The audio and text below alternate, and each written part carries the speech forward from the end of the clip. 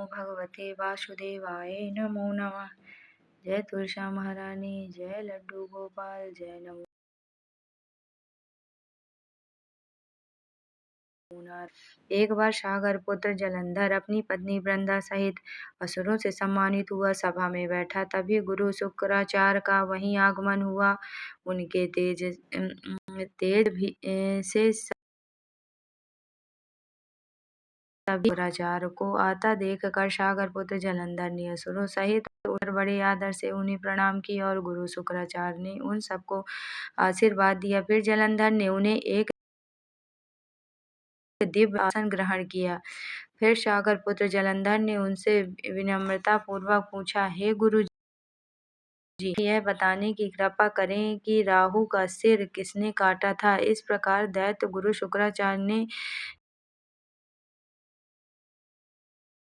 हिरण्यकश्यप और उनके धर्मात्मा पौत्र का परिचय देकर देवताओं और असुरों द्वारा की कथा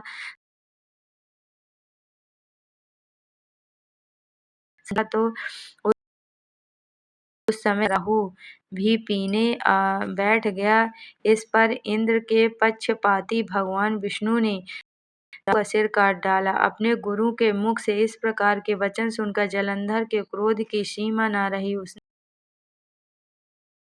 फिर उसने अपने भस्मर नामक दूत को बुलाया और उसे शुक्राचार्य द्वारा लक्ष्मण को आज्ञा दी कि तुम शीघ्र ही इंद्रपुरी में जाकर इंद्र को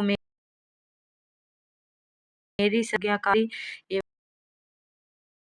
एवं इंद्र की सुधर्मा नामक ने में जा पहुंचा और जलंधर के शब्दों में इंद्र, हे देवता धाम, तुमने समुद्र का मंथन क्यों किया और मेरे पिता के समस्त रत्नों को क्यों ले लिया? यदि तू अपना भला चाहता है तो उन सनों एवं देवताओं सहित मेरी शरण में आ जा, अन्यथा मैं तेरे राज का ध्वंस कर दूंगा। इसमें कुछ भी विस्मित हुआ और कहने लगा, पहले मेरे भय से सागर ने सब पर्वतों को अपनी कुछ में क्यों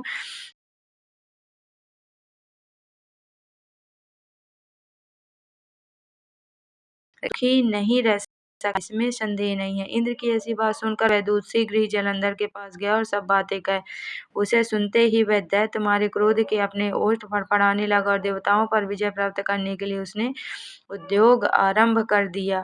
फिर तो सब दिशाएं पाताल से करोड़ों करोड़ों दैत्य उसके पास आने लगे। शुंभ सेनापतियों के साथ जलंधर इंद्र से युद्ध करने लगा। शीघ्र ही इंद्र के नंदन वन में उसने अपनी सेना उतार दी। वीरों के शंख ध्वनि और गर्जना से इंद्रपुरी गूंज उठी। अमरावती छोड़ देव के युद्ध करने हुई। असुरों के गुरु आचार्य शुक्र अपनी मृत संजीवनी विद्या से और देव गुरु बृहस्पति हुए। असुरों के गुरु आचार्य शुक्र अपनी मृत संजीवनी विद्या से और जिलाते रहे। इस प्रकार जलंधर के युद्ध क्रुद्ध होकर कहा कि मेरे हाथ से मरे हुए देवता जी कैसे जाते हैं? जिलाने वाली विद्या तो आपके पास है। इस पर शुक्राचार्य ने देव गुरु द्वारा द्रोणाचार्य से औषधि लाकर देवताओं को जिलाने की बात कह दी है। सुनकर जलंधर और भी कुपित हो गया कि फिर शुक्राचार्य जी ने कहा, यदि शक्ति हो तो द्रोणागिरी को उखाड़ कर समुद्र के में फेंक दो, तब मेरे कथन की सत्यता प्रमाणित हो जाएगी। इस पर जलंधर कुपित होकर जल्दी द्रोणागिरी पर्वत के पास पहुंचा और अपनी भुजाओं से पकड़कर द्रोणागिरी पर्वत को उखाड़कर समुद्र में फेंक दिया।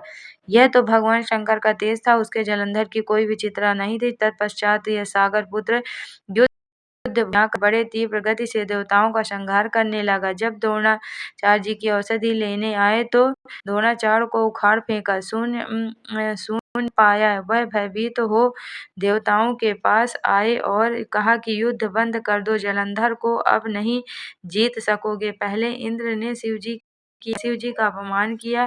यह सुन देवता युद्ध में जय की आशा त्याग कर भाग गए। सिंधु सुत नियम को हो अमरावती में घुस गया। इंद्र आदि सब देवताओं ने गुफाओं में शरण ली।